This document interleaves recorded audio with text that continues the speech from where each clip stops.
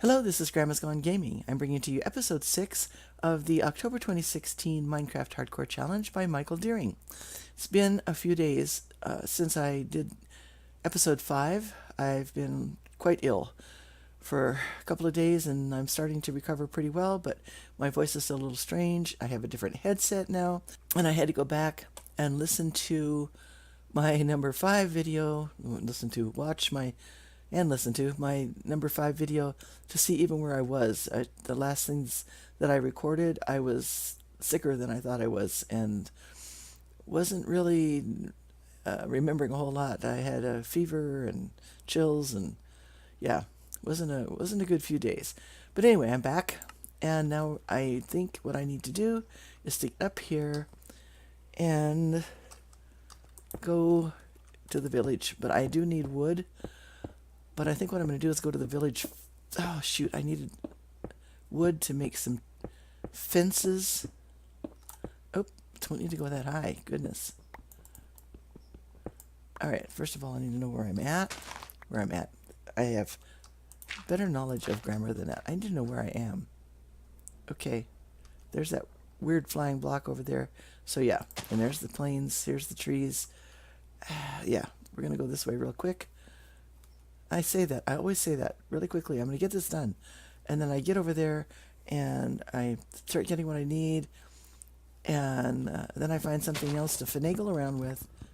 There's definitely something down there in the ravine that is growling at me, which would, of course, be a zombie. Nothing else growls that way.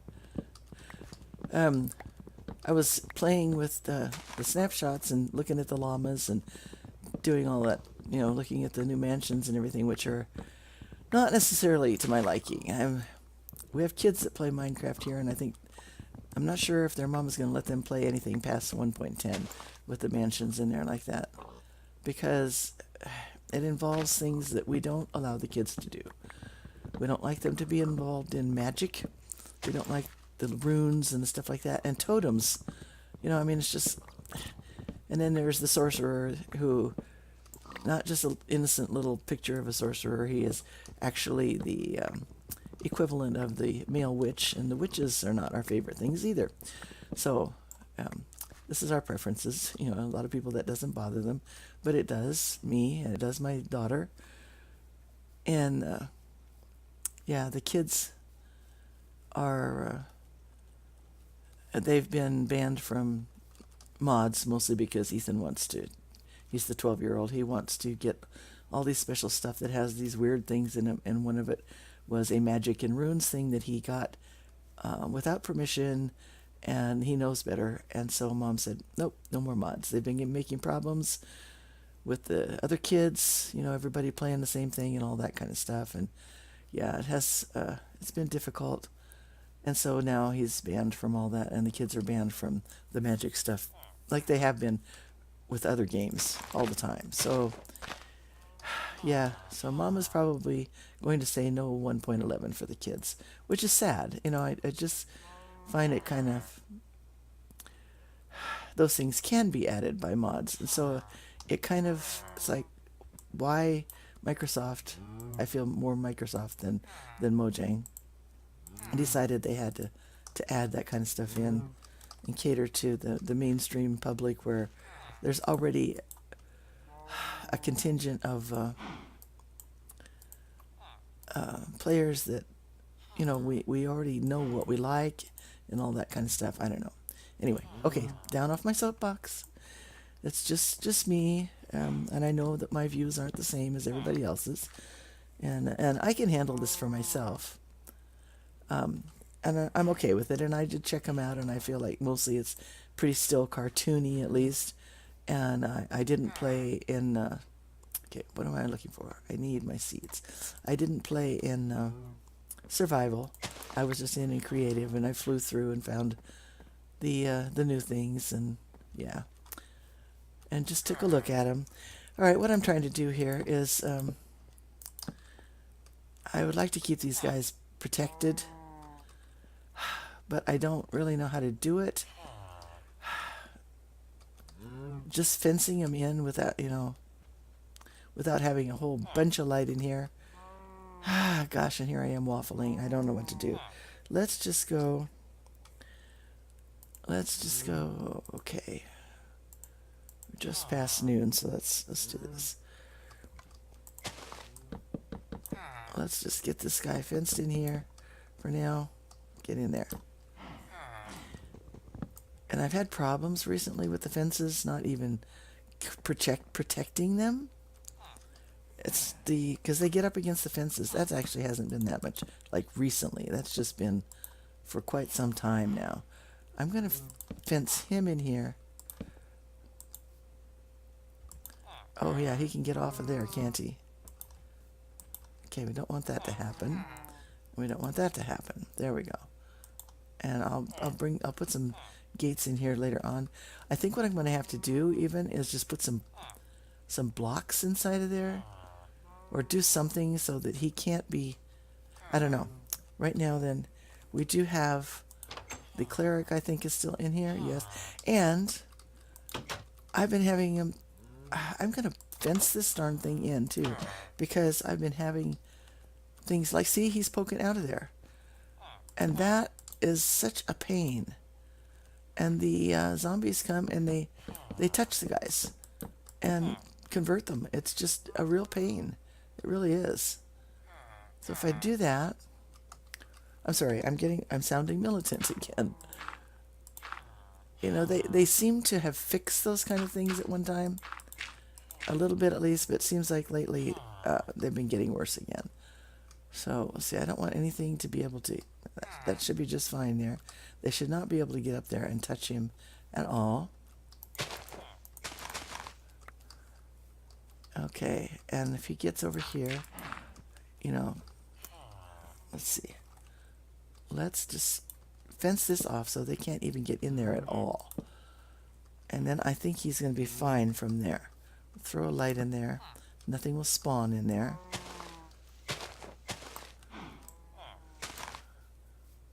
And throw some light over here. And this guy, my problem is that I'm gonna not necessarily, I don't want to stay here tonight, and then I'll try to come over and do some more. I'll probably need to make some more fences and stuff. This is gonna take forever, but I don't know. It's just been kind of hard to deal with it lately. And, you know, I've made a habit of protecting my villagers for a long time, and it seems like the same things that I used to be able to do sometimes just don't work anymore. Which is kind of discouraging. Is that? No. I have a farm of all the other things over there at my cave. Alright. I've got this guy in here, and I know that there is a gate open over here. So let's go shut that gate. Wait, I want to go in there first. Now. Alright. So we have the farmer in here. And we have one of the weaponsmiths in here. And somebody's still out here. Oh. Alright. There he is. Come on, guy. You want to go in there? You want to get in there? If you just want to go in there, that'll be fine with me. But it'd be better off if you come over here with your mates. Come on along.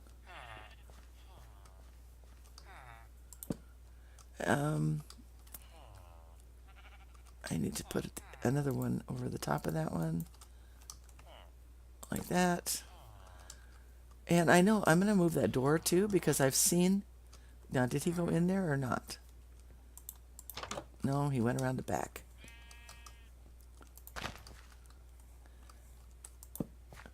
I thought I put lights in here. Yes, that's how bad I've been feeling. And I didn't really realize how bad I was feeling. It's just... Yeah, it had gotten a lot worse, and I'm going to have to leave, and he is out here somewhere.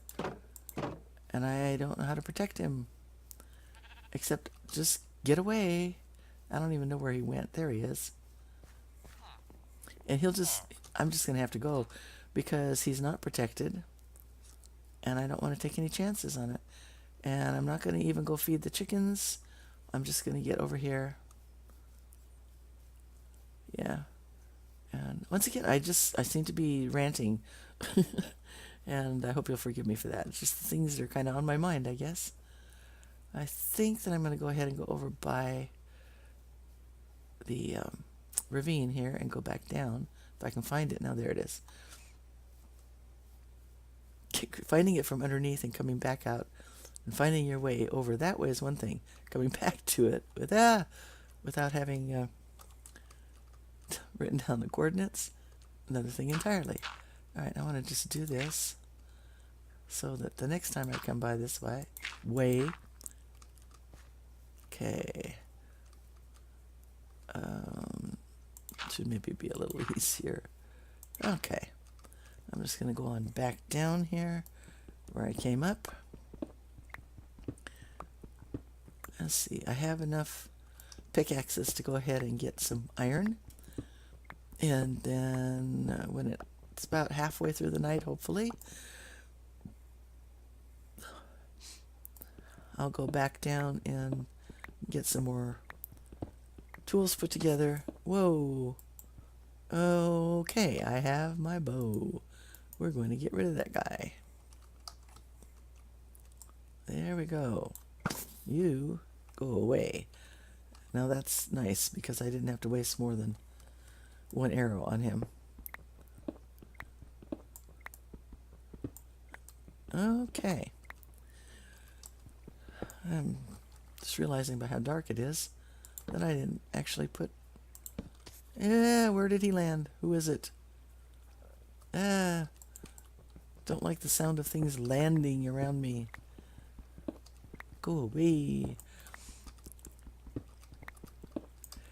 So, yeah, I got a new headset also. And so there seems to be a little bit of noise with it, but not the same sound, not the really low persistent buzz that was with the other headset. They're both USB. This one has a little bit of a limiter on the it's not really an isolator. An isolator is what's really needed. And those are still quite expensive. But I'm thinking that's going to be my next try. They're like $40. And as soon as I can afford that, that's what I'm going to get. And you plug it in between your USB headset and your where you plug it into the tower. And it's supposed to then eliminate that buzzing noise. So I'm gonna go for that next, I think. That's still evidently a fairly new science, this isolator thing. But this cord for this, I don't know how you pronounce it, Sadie's, I think it is, headset, which lights up with red lights, which my daughter thinks is extremely funny for her. They're 65, what am I, 67 this year. I'll be 67 this year. Yeah, she thinks it's extremely funny for her mother to be wearing these trendy headsets. I think it's just kind of crazy myself. Okay, so I do have another pick here. Okay, I got a little bit of iron, and I'm not quite sure where to go next. I think over that way, then I can go down. So let's do that. But anyway, in the meantime, at least some of the noise sound seems to be fixed. It sounds different to me. Of course, this is over the ear. What are the cuffs, muffs, whatever they're called? The things that are on your ears that look like big mushrooms, and in this case, big red lit mushrooms. They just have strips of red lighting on it. Pretty cool. The kids think it's great. So there. Ethan said once, I said to him something about, I know that you think Grandma is strict and kind of weird sometimes. And he said, Grandma, you're not weird, you're awesome. So I'll go with that. I'm awesome. In the eyes of a 12-year-old at least. Anyway, I love those kids.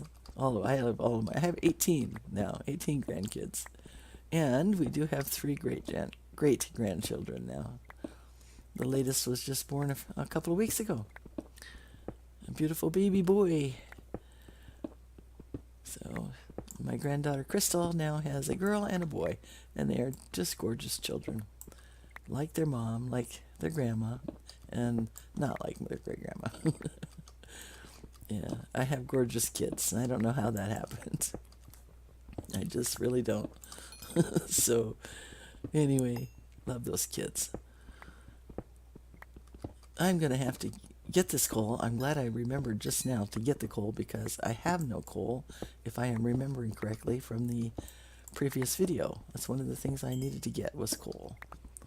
Because I believe I left something cooking in the furnace that was using some of the last of my wood, which was another reason I knew I had to get wood. Try to put it all together in an illness befuddled mind.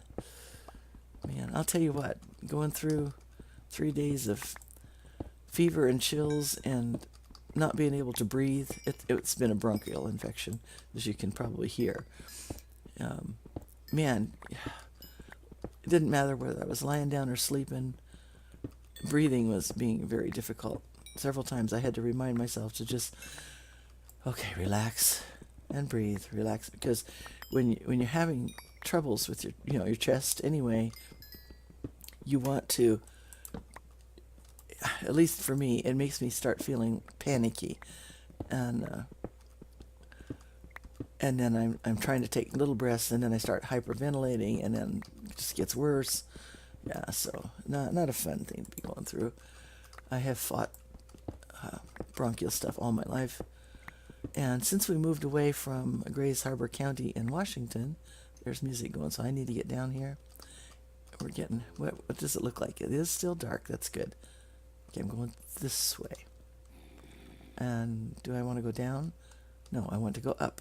There we go. Yeah, here we go. Just, there's mold and mildew over there in Grays Harbor County. And, oh man, I'm allergic to that. To both. All right, let's take some of this coal. Oh, good. I got more than a stack here. Let's put that in there and then divide this out and do this. Good, there's food. And what do I have down here? Nothing, but I need the wood, so let's put that in there. And let's see, I have iron. Put half of it in here and half of it in there. All right, put the beets over there. Now I could make a bowl of beetroot soup, but I don't think I'll mess with that right now. And cobblestone. I do need some iron stuff here. I need to take these back over there, and I don't have enough wood to really make more, but I'm going to stop before I actually go to the village, I think, and get some more. Not daylight yet. Iron. I hear a spider right now. I'm not so panicked about spiders. I do have that initial bow going now, and I have 49 arrows because I used one on that creeper just a bit ago. Oop, more than a stack there. I would say more than a pound. Where'd that come from? Take that with me. Fences, gates. I'll make some more torches. Some more sticks. Okay. Put this in here. Put this in here. Stick the extra seeds in there, the beetroot seeds in there. Okay, it's getting to be daylight. It's going to be day 6 here any moment, and I really want to get out of here, so let's just do this. I need a couple of these, and that spider is just right outside here. And I'm going to make one of these and take this out, and they're burning up, so we must be at day 6. If we're not, it doesn't look like it quite. Okay, and not quite, but it's getting there. All right, And there it is. Okay, so that's the end of episode 6, and I'll see you in episode 7. Thanks for watching, and bye for now.